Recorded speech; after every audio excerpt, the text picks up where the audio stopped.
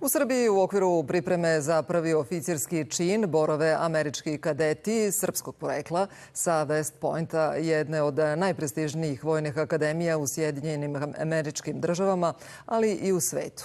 Kadeti tokom 3 nedelje pomažu u vojnom delu ambasade i upoznaju se sa vojnom diplomatijom. Tronedeljni boravak u Srbiji zaslužili su zahvaljujući dobrim ocenama na akademiji, korenima i poznavanju lokalne kulture.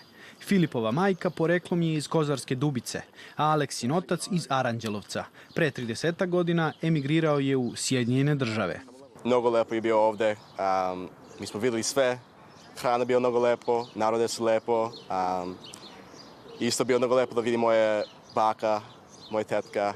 Tokom boravka u Srbiji posmatrali su međunarodnu vežbu Platinasti Vuk. Ocenjuju je kao spektakularnu jer su različite nacije uspele da zajedno izvedu složenu vežbu.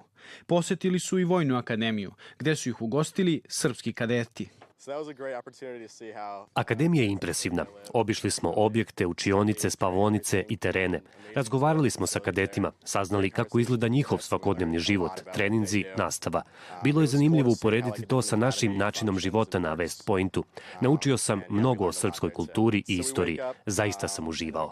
Obojica su na završnoj godini West Pointa, najstarije i najprestižnije vojne akademije u Sjedinjenim Državama. U decembru će saznati svoj raspored. Aleksa se nada pešadiji, a Filip pilotskom pozivu.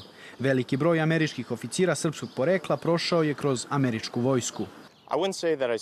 Ne bih rekao da imam neki konkretan srpski uzor u američkoj vojsci, ali uopšteno vidim da Srbi imaju veliki uticaj u Sjedinjenim Američkim Državama. Iako nas je malo, oko 6 miliona, Srbi su poznati i u sportu i u kulturi. Imamo imena kao što su Nikola Jokić i Novak Đoković. To su globalno poznate ličnosti koje predstavljaju Srbiju u najboljem svetlu. I naravno, Nikola Tesla je primer za sebe. Ne mogu da se setim nijednog poznatog Srbina u Sjedinjenim Američkim Državama koji ostavlja loš utisak. Većina nas ostavlja zaista sjajan utisak. Ni Filip nije prvi put u Srbiji. Iskoristio je ovu službenu posetu da obiđe rodbinu koju ima u Novom Sadu. Ipak sada kao 21-godišnji mladić Srbiju je doživeo drugačije. Gostoprimstvo definitivno. Gde god da odete, ljudi su ljubazni, srdačni i hrane ima uvek u izobilju. Najlepši trenutak mi je bio kada sam igrao odbojku i košarku sa lokalnim momcima. To druženje i povezivanje sa ljudima ostaće mi u sećanju.